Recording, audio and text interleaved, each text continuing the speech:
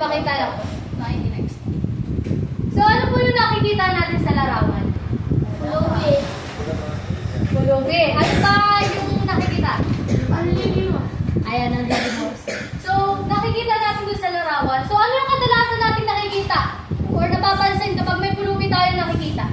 Madumi. Kawawa, madumi. Tapos, parang kulang siya.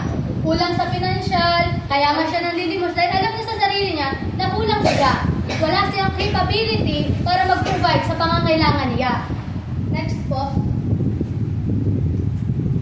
At ngayon po ay, syempre po, before po tayo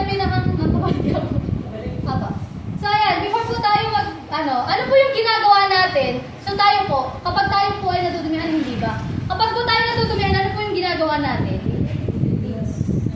Naglilinis. So paglilinis natin, ano yung ginagamit natin para tayo ay malinisan? Ayan, tubig po. At sa paglilinis po natin, gumagamit po tayo ng tubig. Ito ang pangunahing ginagamit natin paglilinis, paliligo, pagsasaing, syempre, pag tayo kakain, di ba? Tapos yung mga, ito yung tinatawag natin na essential. When we say essential, ito yung pangunahin natin pangangailangan. Hindi tayo mabubuhay nang wala yun. And at the same time, according din sa research, sinasabi na makaka-survive ang tao ng mas matagal kung meron siyang tubig kaysa sa pagkain. Ganun ka-powerful o ganun kahalaga ang water. At ngayon po, ang pag-aaralan po natin ay next po, the living water, fresh start, and new beginnings. So ayan, ano po tayo? Nasa week 2 na po tayo ng discipleship series. Verse, chapter 4, verse 4, 30. Ano po sabi doon? Next po. Makikipasa everyone. Ngunit kailangan sa Samaria dumating siya sa isang bayan na tinatawag na Sychar. Malapit ito sa bukid na nagbigay niya ako sa kanyang anak sa Jose. Dito nakatagpuan ang malulong na ko. Dahil siya nagpagod sa paglalakbay, umupo si Jesus sa tabi ng malon, halos kakalagyan ng on. Next po. May isang Samaritanang dumating upang mamili, at sinabi ni Jesus sa kanya, "Maaari ba akong bigyan ng mainom?" Wala noon ang kanyang mga alagad dahil sila'y bumibili ng pagkain sa bayan. Sinabi sa kanya ng babae, "Ikaw ay Hudyo at Samaritana naman ako. Bakit ikaw hihingi sa akin ng inumin?" Sinabi niya sapagkat hindi kinukulit ang mga Hudyo sa mga Samaritano.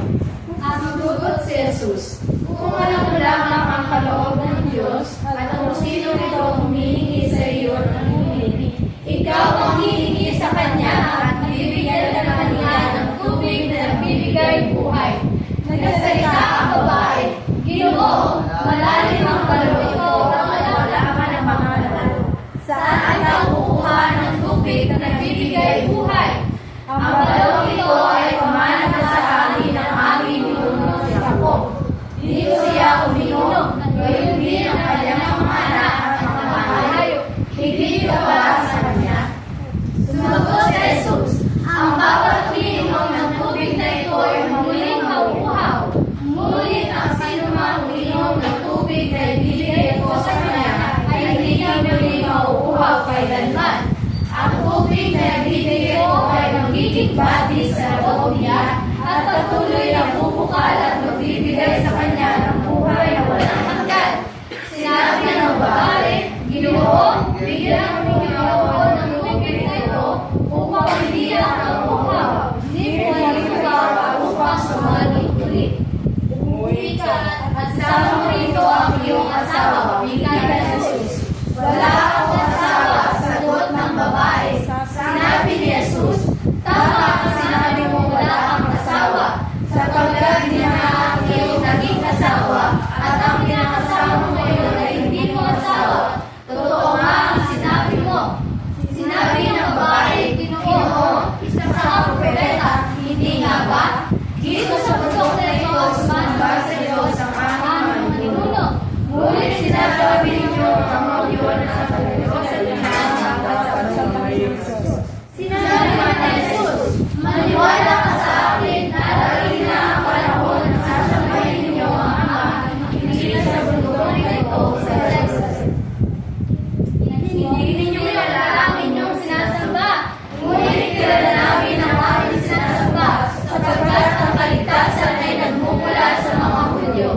Subalit dumating ang panahon at ngayon na nga, na ang mga tunay na sumasamba sa Ama ay sasamba sa Kanya sa Espiritu at sa katotohanan, sapagkat ganyan ang uri ng pagsambang inalulugdan ng Ama. Ang Diyos ay Espiritu, kaya dapat siyang sambahin sa Espiritu at sa katotohanan. Sinabi ng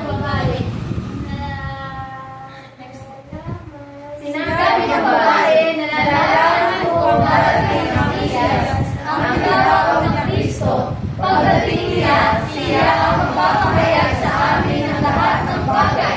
Ako na kausap mo ngayon ang iyong tinutukoy, sabi ni Jesus. Dumating ang kanyang mga alagad ng sandaling iyon, at nagpila sila na makakita na nakikita si Jesus sa isang Samaritana. Ngunit isa lang sa kanila ay nagtanong sa babae, ano ang kailangan ninyo? Wala rin nagtanong kay Jesus, bakit ninyo siya kinakausap? Iniwanan ng babae ang kanyang baka, bumalik sa bayan at sinabi sa mga taga-roon, halili kayo, tingnan ninyo ang sinasabi sa akin ng lahat ng ginawa ko. Siya ay ang Kristo, kaya lumabas sa bayan ang nakawag at nagtatawa kay Jesus. Amen. Thank you, Lord. So, before po tayo mag-start, yung konting introduction po tayo, ito po yung kwento ng kung saan ang Panginoon po ay papunta mula po sa Israel at dumaan po siya dun sa kanina. Kailangan po niya dumaan sa Samaria. Na kung saan, dito po niya natagpuan yung isang babae na Samaritana. Sabi po dito, ang mga nag-uusap dito ay ang Panginoon at ang isang Samaritana na kung babalikan natin, ang Panginoon ay isang Hudyo. Ibig sabihin mga Hudyo, sila po yung naniniwala sa Diyos. At ang babae ay isang Samaritana, which is, alam naman natin na meron silang division. Kagaya nga po nung unang preaching ni Pastor Jonathan, sinabi niya, pinaliwanag niya, na ang Samaritana, ang mga Samaritans at ang mga Hudyo ay meron silang division. Bakit? Dahil ang mga Hudyo ay naniniwala sa Diyos, samantalang ang mga Samaritana or mga Samaritans ay hindi. Na kumbaga, dahil doon sa division na yon, ang mga tao ay, sinabi ng mga Hudyo na ang mga Samaritans ay mga lumalabag sa kautusan. Kaya nag-decide sila na hindi makahalubilo dito dahil once na nakahalubilo sila, maaari sila nitong mahawa. Or madali sila, or possible na madadala sila nito. Dahil nga, sila yung mga unbelievers. Naniniwala sila sa iba't ibang Diyos. Yung gusto nilang sabihin, yun yung ginagawa nilang Diyos. So, ngayon naman, ang first point po natin dito, mababasa, He knew you before you knew Him. Sabi po dito sa verse 4, next po ma'am. Sabi po dito sa verse 4, ngunit kailangan sa Samaria siya dumaan. From the word kailangan, pag sinabi natin kailangan, essential. So, ibig sabihin, before pa ang Panginoon pumunta doon, may purpose na siya. Hindi, halimbawa sa ating mga mag-aaral, sa ating mga estudyante, nakakanalig tayo dito, hindi naman natin kailangan pumunta sa paaralan kung at the first place, hindi natin gusto makapagtapos. Hindi naman tayo magtatrabaho kung at the first place, hindi naman natin gusto ng pera. Amen? So, ibig sabihin, kailangan sa Samaria siya dumaan. Dahil may pupuntahan siya at may purpose ang Panginoon. Sabihin mo sa iyong kalapit, may purpose sa iyo ang Panginoon. Purpose. At ang purpose na yon ay mamaya ay matatakal din natin. At dito, sabi ito sa verse 5, dumating siya sa isang bayan na tinatawag na Sicar. Malapit ito sa bukid na ibinigay ni Jacob sa kanyang anak na si Jose. Dito matatagpuan ang balon ni Jacob dahil siya ay napagod sa paglalakbay. Maaari magtanong sa inyo, ay bakit Diyos naman si Jesus pero bakit napapagod siya? Bakit? Dahil siya ay Diyos na nagkatawang tao. Siyempre, siya ay may katawang tao pa rin. Kaya nga sabi dito, ay napagod pa rin. Umupo si Jesus sa tabi ng balon. Halos matanghalian na noon. Next to ma'am. May isang Samaritano dumating upang umigib at sinabi ni Jesus sa kanya, maaari mo ba akong bigyan ng maiinom? Parang wala noon ang kanyang mga alagad dahil siya ay pumili ng pagkain sa bayan.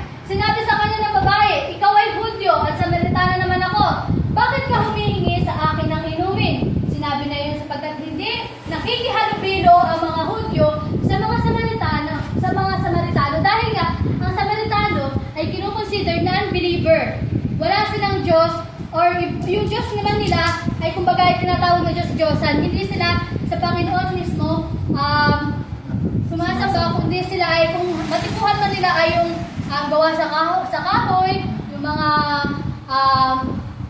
kalikasan, yung mga ganun ba. And at the same time, sabi dito, sinabi sa kanya ng babae, ikaw ay Hudyo at Samaritana naman ako. Bakit ka humihingi sa akin ng inumin? Mapapatanong ka, o ano, ang Lord ay Diyos, at the same time matuwid, pero lumapit pa rin siya dun sa tao na alam niya na unbelievers. At sabi doon, bakit ka humihingi sa akin ng inumin? For example, may mayaman at pulubi. Alam natin na ang mayaman may kakayahang pumili. I-illustrate natin to na yung isang mayaman ay bumaba sa kanyang magarang kotse para makiinom dun sa pulubi. Grabe, di ba? Ganon magpakumbaba ang Panginoon. Inabot niya tayo kahit na nasa laylayan tayo.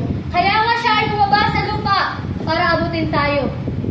Para siya ang maging tagapamagitan sa atin at sa atin at sa Diyos. Amen? At sabi pa dito, yung pag-approach sa kanya, ang pag-approach niya dun sa, di ba may purpose si Lord kanina na sinasabi ko kung bakit siya pumunta doon? And yung the way na napagod siya, umupo siya, yun yung approach ng Panginoon. Para abutin yung Samaritano yun. Eh bakit tayo? Minsan, ay wag na. Iba naman yan, parang natatakot ako na i-approach yung tao yun. Bakit? Eh, yun ay lasenggero ay, yan ay puro walwalay, yan ay magiinom ay. Nakakatakot lapitan. Unbelievers yan. Pero Lord, yung pag-approach niya na ginawa, na hindi niya tinignan kung ano ka, kung saan ka nagmula. Kundi ang goal niya, yung purpose niya, na makausap yung tao yun, na mababanggit natin mamaya. Exciting. So ayan, next po tayo. Sabi, Jesus intentionally crosses social, cultural, and gender boundaries to reach the lost. Nasabi doon, Jesus break the barrier. Hindi lang namimili ang Panginoon kung sino lalapitan natin, kung sino papatanggapin natin, kung sino yung gagamitin niya na abutin. Kaya dapat tayong mga Kristiyano, hindi natin tinitingnan yung isang tao na ay ayoko niyang patanggapin kasi ganito, ganyan. Which is, kung tutuusin lahat naman tayo talaga, inabot lang din ng Panginoon. Pinatawad lang din ng Panginoon. Kaya tayo naririto nagtitipon, hindi dahil sa sarili natin, kundi dahil sa Panginoon. Amen. Amen. And sabi doon, kung ikaw ba ay, at the same time, sabi doon, because He knows you and have purpose in you. Ngunit ano nga ba ang purpose ng Lord? Malalaman natin yan mamaya. And next po, sa point 2 po tayo, medyo binibilisan ko rin ko dahil yung sa time po natin. Medyo mahaba po talaga yan. Sabi, knowing God's differ with the perceptive heart. Ano ba yung perceptive? Ay, receptive. Sorry, rather. Receptive. So, yan. Ang ibig sabihin ng receptive, tama si Sister Len. Matanggap, bukas ang isip, mapang-unawa. Next po. Tingnan natin sa verse 10. Sabi doon, maraming tao ngayon na mayayakam. Sabi doon ay, sumagot si Jesus, kung alam mo lamang ang kalooban ng Diyos at kung sino itong humihingi sa iyo ng inumin, ikaw ang hihingi sa Kanya at bibigyan naman niya ng tubig na nagbibigay buhay. Ang reveal sa akin dito ng Lord na dahil, alam mo yun, may effect talaga sa atin once na hindi natin pa lubusang kilala ang Panginoon. Mapapansin natin sa paligid natin na maraming tao ngayon na mayayaman, na ang daming pera, nagagawa yung gusto. Nabibili lahat ng luho to the point na naiinom lahat ng gusto, ngunit wala yung pakaramdam, yung kumbaga ay wala pa rin yung fulfillment. Hinahanap na nila pa rin sa paligid yung fulfillment na dahil sa kakahanap nila kung saan-saan na sila napapadpad at kung ano-ano lang yung nagagawa nila. Na even they have all things here on earth, they are never been satisfied. May kulang. At alam niyo kung sino yung kulang? Si Lord. That's why importante na makilala natin siya. Dahil once na, sabi nga dito, kung alam mo lamang, ibig sabihin, hindi niya pa alam. Kaya maraming tao na naghahanap ng satisfaction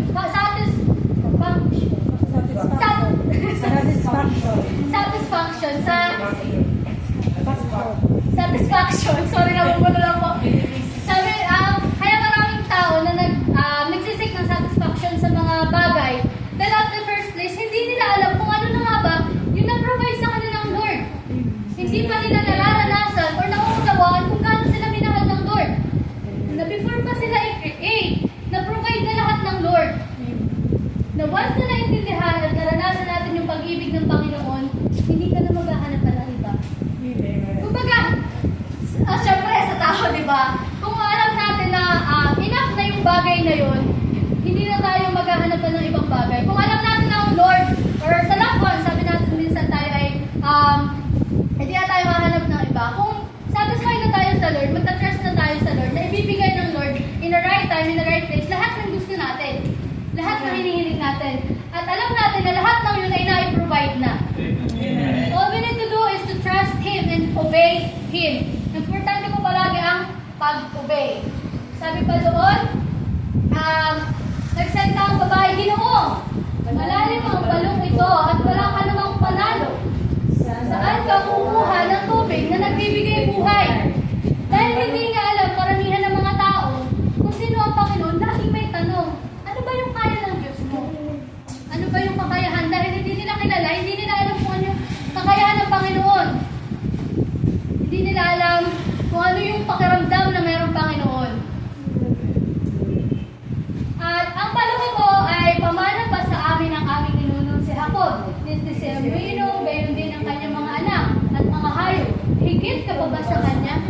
May pagkakataon sa atin na, or sa mga tao na, higit ka pa ba sa kanya? Nagtatanong pa rin tayo.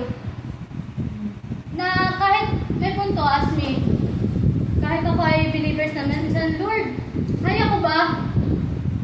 Pero lagi tayo nagkabalik sa kaya mo. Dahil kay Lord.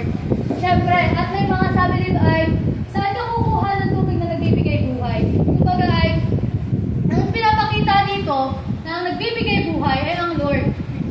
Siya yung mag-fulfill ng lahat ng pangangailangan natin. At at the same time, lahat naman ng bagay na narito sa mundo, or lahat ng bagay na meron dito, lahat yan nagmula sa creation ng Lord. Even yung, ay bakit po Lord, ay bakit po merong gitara, ay ang tao naman ang gumawa niyan. Diba? Pero ang Lord ang nagbigay sa atin ng wisdom para magawa ang mga bagay na yan. So ano pa yung bagay na hindi mo kayang gawin? Kung ang Lord mismo ang magbibigay nito, at ang Lord mismo ang nagsabing kaya mo. Sabi dito, that's why it is important to know Him.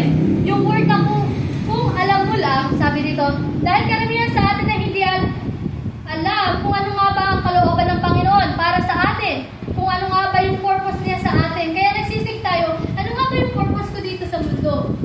Para lang ba mag-aral? Para magkatrabaho? Para matupad ko yung pangarap sa akin ng magulang mo? Or para matupad yung pangarap ng magulang ko para sa akin? Sorry, tatay. So, ayan.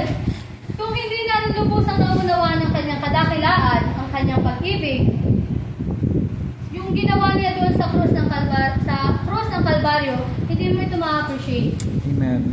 Kung hindi natin yun nalalaman, halimbawa sa tao, paano natin ma-appreciate ng isang tao na hindi naman natin kilala? Ganon din sa Panginoon. Paano ma-appreciate natin yung isang bagay na hindi naman natin alam na, ay, ako pala ay pinagtagumpay na ng Panginoon. Ay, ako pala ay pinatawad na. Ako pala ay inabot ng Panginoon kahit ganito ako. At sabi doon, yung kung alam lang natin kung sino siya, at kaya pag-ibig niya at ginawa niya doon sa krus ng Kalbaryo, ang Panginoon pala ay magiging sapat na. Ang biyaya at pag-ibig ng Diyos ay sapat na at higit pa.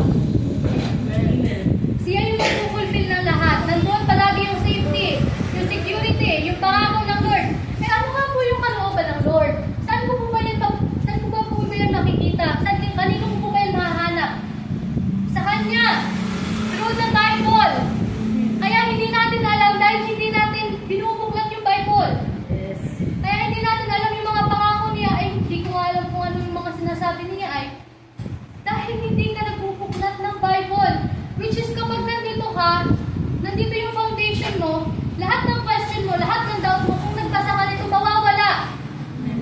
Nandito lahat ng kasagutan sa inyong mga katanungan. Na nandun yung security sa lahat. Which is, hindi lang security na reliable to, kundi ito yung truth.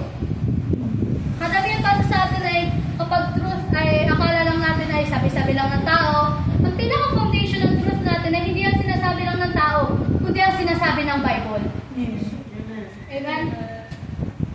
Next, sabi po, kapag naunawain natin ang kailangan natin siya sa ating buhay, tayo na mismo magpapakumbaba at hihingi sa Kanya sapagkat alam natin na kulang tayo at hindi natin kaya at kulang tayo kung wala siya. Sabi po dun sa sabi po dito, bigyan na sabi, kung alam mo lamang next ay next hindi ko nga pabalik sabi po dito ay sabi nito ay ang balong ito ay malalim magsasalita mo ba, ginawa malalim po ang balong ito at wala ka namang panalo saan ka kukuha ng tubig na nagbibigay buhay. Ang balong ito ay pamana sa amin ang aming inunuliha ko. Dito siya umiinom din ng kanyang mga anak. Ang mga anak at mga hayop, higit ka pa ba sa kanya? Kung alam natin na ang Panginoon ay higit at sapat na, andun palagi yung fulfillment. Tayo na mismo, dahil alam natin sa sarili natin na kulang tayo, andun na yung pagpapakumbaba natin dahil alam natin na ang Lord ang mag-fulfill, tayo ang lalapit sa Kanya. Halimbawa tayo yung bibili. Siyempre, tapos may nagtitinda. Yung nagtitinda ba ang lalapit sa akin? Tayo, kumbaga, siyempre, hindi niya alam yung kailangan talaga natin. Tayo yung lalapit sa kanya para bilihin natin yung kailangan talaga natin. Na, kumbaga, andun yung pangangailangan natin. Kaya, higit ka pa ba sa kanya? Kung maunawaan natin ang Panginoon, na higit pa siya sa lahat ng bagay, andun yung pagtitiwala natin. Amen. I-provide niya lahat na pangangailangan natin. At dahil sabi ay, higit ka pa ba sa Kanya? Dahil yung sa salvation natin, alam natin na hindi natin kaya mag-isa. Yung salvation na yun, na hindi natin kayang i-earn yung kaligtasan. Hindi natin kaya iligtas ang sarili natin dahil at the first place, ano yung pinakaunang standard ng Lord? Perfect. Before tayo pumunta sa langit. Sino dito pwede na, taas ang kamay kung sino dito sa atin, ang hindi pa nakakagawa ng kasalanan? Through mind, words, and actions. Wala. So at the first place, hindi natin kaya iligtas ang ating sarili.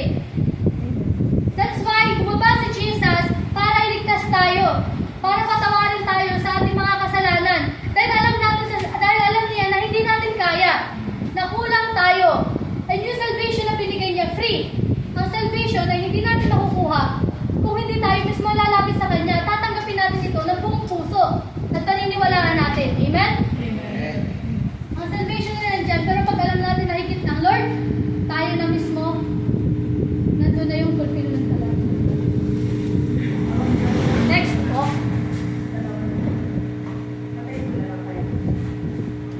Sabi dito sa verse 11 to 15, papaikil ko na lang po yung pinakalan dahil sa time po.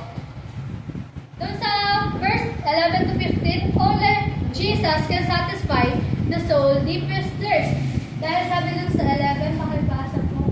Nagsalita ang babae. Inupo, malalim ang balong ito at wala ka ng panalo. Saan makukuha ng tubig na pinipili ng Lord? Ang balong ito ay pangalan sa amin ng mga Pilipino. Dito siya inom, pinipili kami ng anak at hayop na isipin ko ba sa kanya? Sumagot si Jesus, ang bawat uminom ng tubig na ito ay muling mauuhaw. Ngunit ang sino mang uminom ng tubig na ibibigay ko sa kanya ay hindi na muling mauuhaw kailanman. Ang tubig na ibibigay ko ay magiging batis sa loob niya at patuloy na bubukal at magbibigay sa kanya ng buhay na walang hanggan. Sinabi ng babae, Ginoo, bigyan po ninyo ako ng tubig na ito upang hindi na ako mauhaw, ni bumalik pa upang sumalok muli. So in short, only Jesus can satisfy the soul's deepest thirst. Dahil tayo mga tao, tayo ay lagi tayong nagsisik tayo ng something na, ay gusto ko nito, gusto ko na yan. Pero kapag, sabi dito, kapag ang bawat umiinom ng tubig na ito ay muling mauuhaw. May mga bagay na tayo na kapag bumili tayo ng iPhone 11, pag may bagong labas, gusto ko ng iPhone 13, gusto ko ng iPhone 12, nag-upgrade yung want natin. Ganun din sa tubig. Kapag tayo uminom na literal na tubig, tayo ay mauuhaw pa rin. Amen? Pero sabi, ngunit ang sino mang umiinom ng tubig na ibibigay ko sa kanya ay hindi na muling mauuhaw kailanman. Ito yung love, grace, salvation na binigay sa'yo ng Lord. Amen. Kung pag naunawaan mo yun, mararanasan mo yun. At kapag naranasan mo, hindi ka na maghahanap pa sa ibang bagay o ng bagay dito sa mundo. Dahil ang Panginoon pa lang ay sapat na. Hindi ka na mag-aas ng love na ibang tao dahil at the first place, yung unconditional love, hindi natin matatagpuan sa tao lang. Dahil ang Lord ay hindi siya nagkukulang. Siya ay sapat at higit pa. And sabi po dito, ang tubig na ibibigay ko ay magiging bate sa loob niya at patuloy na bubukal at magbibigay sa kanya ng buhay na walang hanggan. Sabi ko, ibibigay ko ang magiging batis. Ibibigay. So, nung nagmatay si Jesus, ibinigay na yun sa atin. Yung salvation. Magiging batis sa loob niya. Patuloy natin po itong mararanasan kung totoong tinanggap natin si Jesus. Sabi, at patuloy na bubukal at magbibigay sa kanya ng buhay na walang hanggan. Sabi nga, kung talagang tinanggap mo si Jesus with all your heart at naniwala ka na He died to the cross for your sins, maliligtas ka. At the same time, mararanasan mo na doon yung buhay na walang hanggan. Kahit nandito pa lang po tayo sa lupa, mararanasan na po natin ang buhay na walang hanggan. Amen. Sa piling ng Panginoon. Kaya mapapansin niyo po sa mga believers and unbelievers, makikita po natin doon yung pinagkaiba nila. Kung pareho sila may pinagdadaanan, makikita niyo na agad yung differences nila. Kung paano nila pinaglalabanan. Yung iba, yung unbelievers, possible na nilabanan nila sa pamamagitan ng mundo. Ay, hindi muna ako para makalimutan ko to. Para dito muna tayo, ayoko muna sa bahay kasi nag-away kami ng asawa ko, ganito, ganyan. Hindi kami okay. Pero yung believers, ang lapit niyan sa Panginoon. At doon, mararanasan natin yung langit na nandun yung pag-asa, yung pagmamahal, yung katagumpayan ng lahat. Even hindi pa natin to nakikita, because that's our faith. Faith in God. At sabi po dito, sinabi ng babae, Ginoo, bigyan po ninyo ako ng tubig na ito upang hindi na ako mauhaw, ni tumarito pa upang sumalok muli. Nakita niyo yung heart ng babae? Ginoo, bigyan po ninyo ako ng tubig na ito. Andun yung willingness niya. Andun yung heart niya na lumapit sa Panginoon. Andun yung open yung heart niya para malaman ang katotohanan, malaman kung sino ba talaga si Jesus, yung ginawa sa kanya ni Jesus. Amen? So, maganda po na dapat po na magkaroon tayo ng puso na kagaya ng isang Samaritanang ito. Amen. Na alam niya, dahil narinig niya, nalaman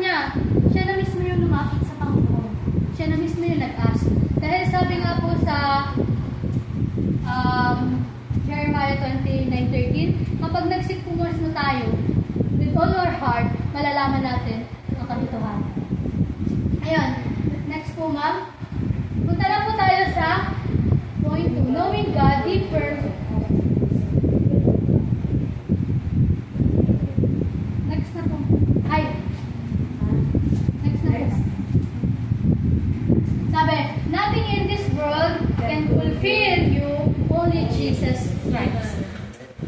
Next po tayo, ma'am.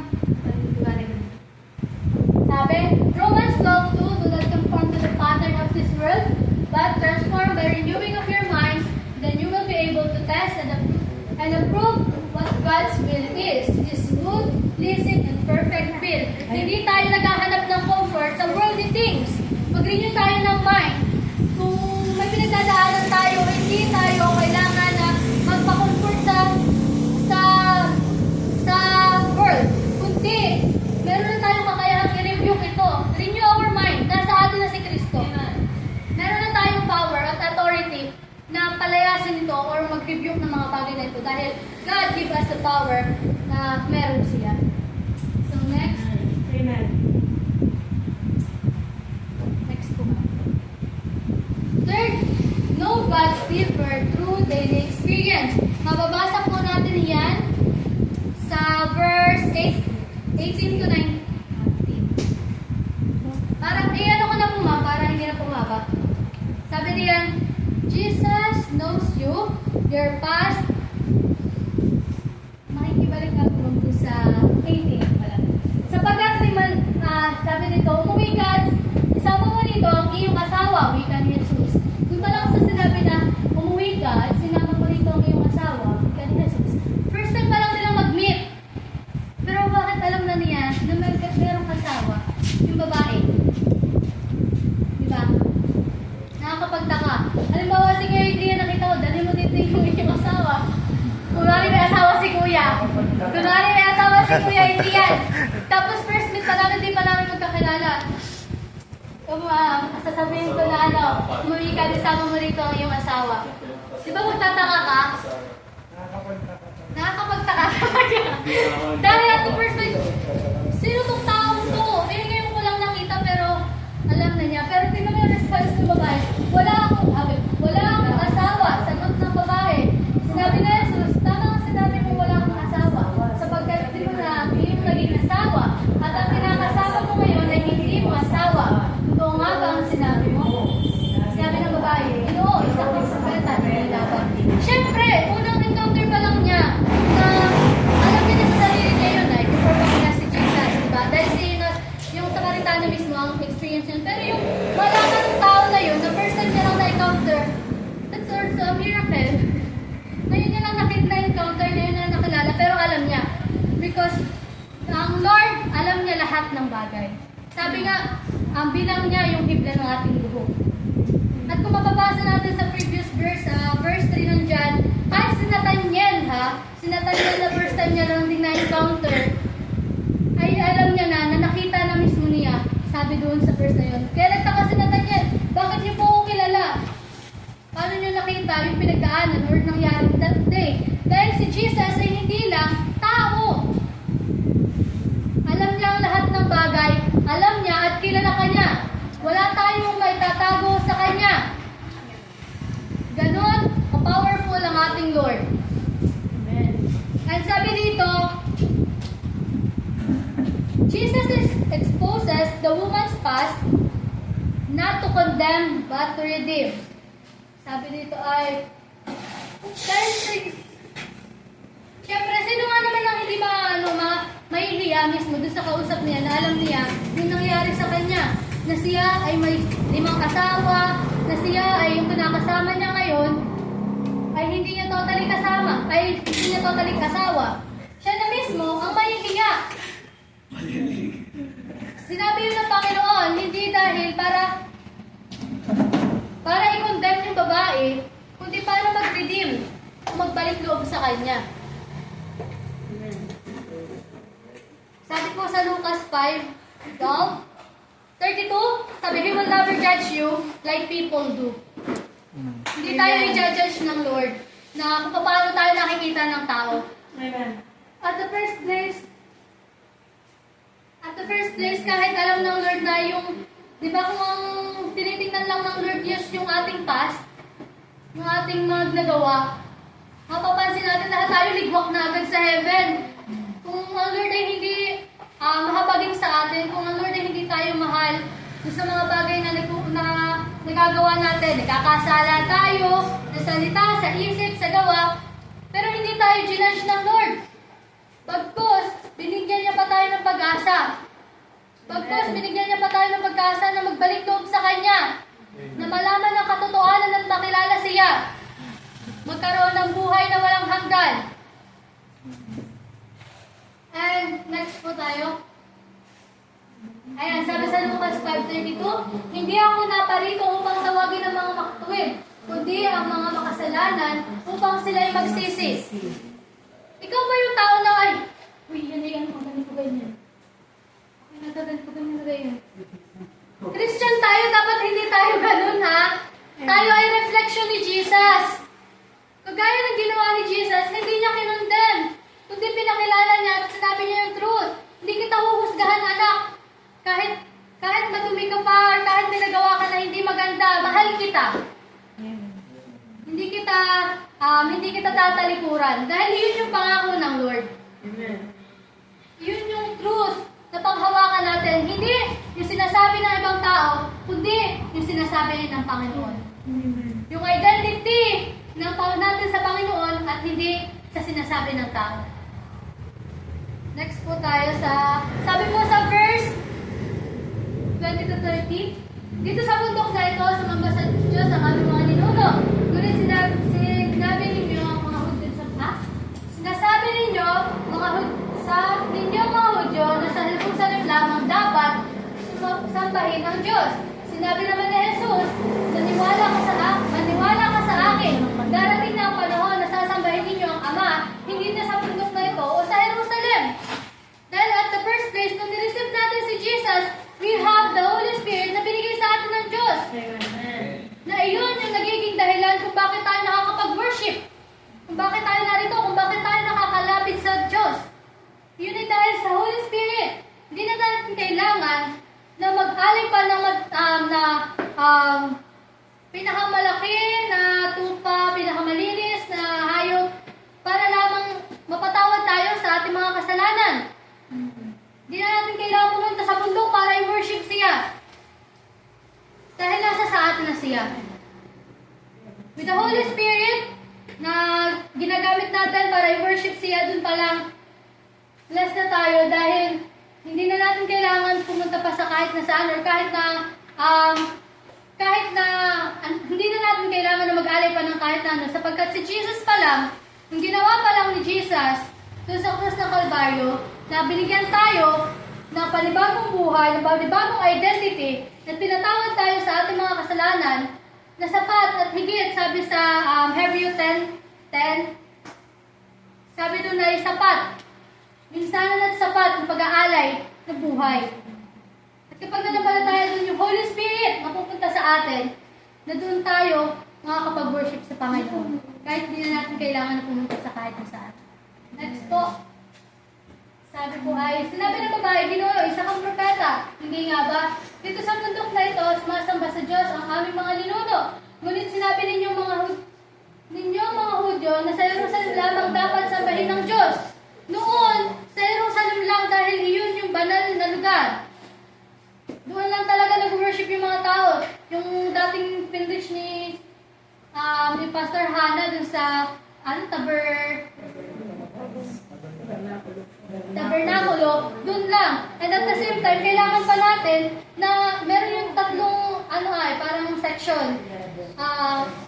Na dun sa mananambalang, yung sa pinaka-unahan nun, ang maaari na, or pinakang banal na place na yun, ang maaari nang pumasok doon ay yung mga banal, yung mga walang kapantasan, yung walang nagawang kasalanan. Pero dahil na-receive na natin si Jesus, at napatawad na tayo sa ating mga kasalanan, hindi na natin kailangan pang pumunta sa Jerusalem. Dahil kahit nandito tayo sa bulwagan, pwede na natin siya sambahin. With the help of the Holy Spirit. Sabi nito, maniwala ka sa akin, darating ang panahon na sasabahin ninyo ako. Jerusalem. Next po, ma'am. Hindi ninyo kilala ang inyong sinasamba, ngunit kilala namin ang aming mga sinasamba. Sapagkat ang kaligtasan ay nagmumula sa mga Hudyo. Magmumula sa mga Hudyo, which is si Jesus. From Hudyo. Sabi nito, subalit dumating na ang panahon at ngayon na nga, na ang mga tunay na sumasama-sama ay sasamba sa Kanya sa Espiritu at sa katotohanan, sapagkat ganyan ang uri ng pagsamba kinalulugdan ng Ama. Sabi nito, nasamba sa Kanyang Espiritu at sa katotohanan. Paano natin ito sila sasambahin sa katotohanan kung at the first place, hindi natin alam kung ano nga ba ang totoo? At the first place, hindi natin alam kung ano nga ba yung Bible na sinasabi na Word of God. Paano natin siya sasambahin kung hindi natin alam na tayo pala ay mayroong Espiritu na pinagkaloob sa atin ng Panginoon na nagbigay sa atin ng kakayahan at kapangyarihan para magawa ang lahat ng bagay na katulad ng Panginoon. Hindi sa sarili natin kakayahan, kundi dahil sa ginawa ng Panginoon. Next po. Sinabi ng babae, nalaman ko kung darating ang Mesaya, ang tinawag na Kristo. Pagdating niya, siya ang magpapahayag sa amin ang lahat ng bagay. Ako nakausap mo ngayon ang iyong tinutukoy, sabi ni Jesus. Yun yung part na nireveal niya. Every time talaga sa atin, may pinapakita ang Lord sa atin na kumikilos siya. Minsan hindi lang natin nakikita dahil distracted tayo sa paligid. Hindi natin alam na kumikilos na ang Lord dahil at the same time, hindi pa natin siya ganun nakikilala. O naunawa na ganun pala kumilos ang Panginoon. That's why importante na makilala natin ang Panginoon. Next po, ma. Dumating ang kanyang mga alagad ng sandaling iyon at bigla sila na makita nila nakipag-usap sila sa isang Samaritana. Ngunit sama sa kanila walang nagtanong sa babae, ano ang kailangan ninyo? Wala rin nagtanong kay Jesus, bakit ninyo siya kinakausap? Iniwan ng babae ang kanyang mga bumalik sa bayan at sinabi sa mga taga roon. Next one. Hali kayo, tingnan ninyo ang taong nagsasabi sa akin ng lahat ng ginawa ko. Siya na kaya ang Kristo, kaya't lumabas ng bayan ang mga tao at nagpunta kay Jesus. Amen? So that part po, na once na nalaman natin yung katotohanan, at once na nalaman natin yung ginawa ni Jesus at naranasan natin, it is impossible na hindi mo maibahagi sa iba. Yung blessed na naramdaman natin, dahil na tayo ay na-bless sa ginawa ni Jesus, ganun din tayo magiging blessing sa iba. Hindi mo makikip sa sarili mo lang na niligtas ako, kundi dahil alam mo din yung purpose ng Lord sa iyo, na tinawag ka para ipakalat din yung salita niya, nalaman mo na yung purpose mo sa Panginoon, na maging kagamit-gamit sa kalooban niya, na magpahayag ng kanyang salita at ipaalam sa kanyang katotohanan, kikilos ka! Hindi na kailangan utusan, kikilos ka! Amen. Dahil naranasan natin yun. Amen. Dahil naramdaman natin yung pag-ibig ng Panginoon. So, ayun po. Next po. Sabi dun sa Psalm 145 verse 18, the Lord is near to all who call on Him, in truth. Sa katotohanan. May pagkakataon minsan na bakit kaya hindi sumasagot si Lord? Yung pala, yung bis na pinag-pray natin, yung will ng Lord, pinag-pray natin yung gusto lang natin. May pagkakataon sa buhay natin na kaya may bagay na hindi natin nare-receive or na natatanggap, hindi dahil ayaw ng Lord, kundi dahil pinaprotektahan lang tayo ng Panginoon.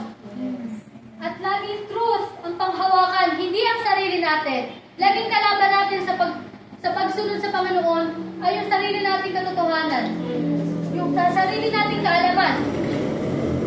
Minsan ay tumatayo na tayo or pinanghahawakan natin yung gusto lang natin. Yung pride natin. Kaya mahalaga na sa truth. Hindi tayo i-comfort ng Lord ng word, kundi itatama tayo.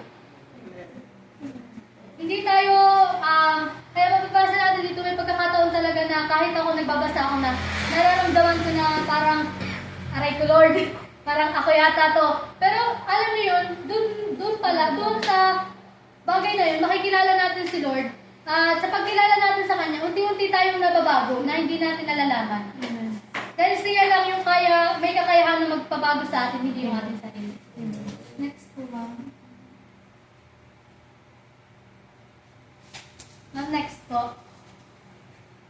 So, love is the driving force of transformation. Kapag naunawaan natin yung pagmamahal, ang unconditional love ng Lord, yung pagbabago na mararanasan natin, ay siyang magbabago din yung sarili natin. Kapag naunawaan natin na minahal ako ng Lord kahit na ganito ako. Minahal ako ng Lord kahit marumi ako, na makasalanan ako. Hindi mo kailangan i-force ng sarili mo para magbago, kundi yung grace niya, yung magpapabago sa'yo. Dahil naramdaman mo yung pagmamahal niya sa'yo. Ayan po. Next po. At before po tayo mag-end, sabi nga ay, kung tunay mong naunawaan at naranasan ang pag-ibig at biyaya ng Panginoon, imposibleng hindi mo ito maibahagi sa iba. At mapupulot din po natin sa kabuuan na yun na, alam niyo yun, si Lord po ay hindi siya nagbabase sa kung ano yung nakikita lang ng tao. Kadalasan, nakikita ng tao sa kapwa niya tao is physical. Minsan nakikita yung nagawang past. Pero ang Lord, ang tinitingnan po lagi ng Lord ay yung heart natin. Yung willingness nating sumunod sa Kanya. Hindi sa yaman or sa gara ng damit or sa kung ano man yung naranasan mo.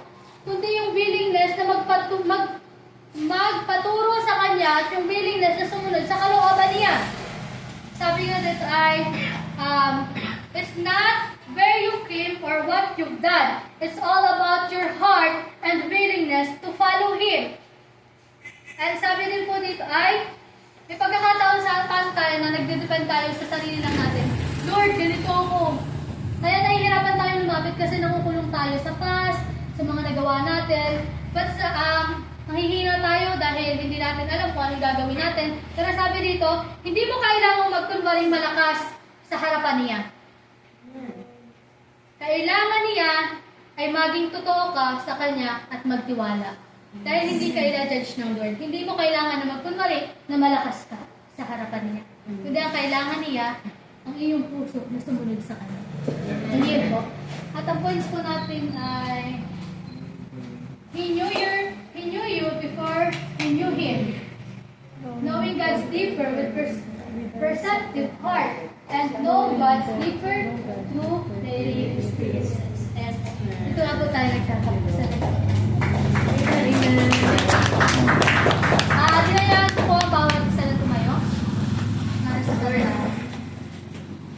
Lord, maraming salamat po sa panibagong araw na pinagkaloob ni Panginoon. Kahit na Panginoon na madilim na Panginoon, nandun pa rin po Panginoon yung pagsasalita mo Panginoon sa amin. Alam po Panginoon na kayo ang nangusap sa bawat isa na naririto.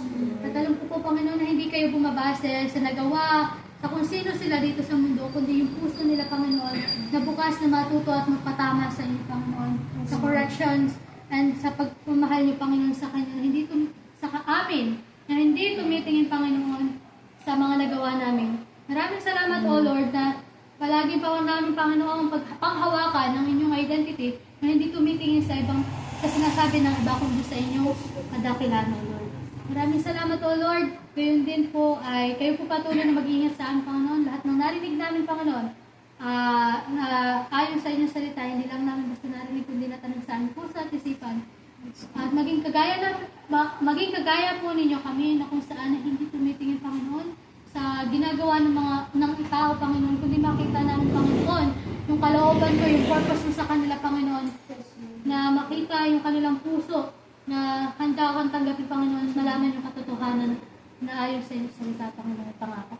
Maraming salamat O Lord sa iyo po namin pinataas ng lahat ng ito Panginoon. In Jesus' name we pray, ang lahat ng magsasabi ng Amen!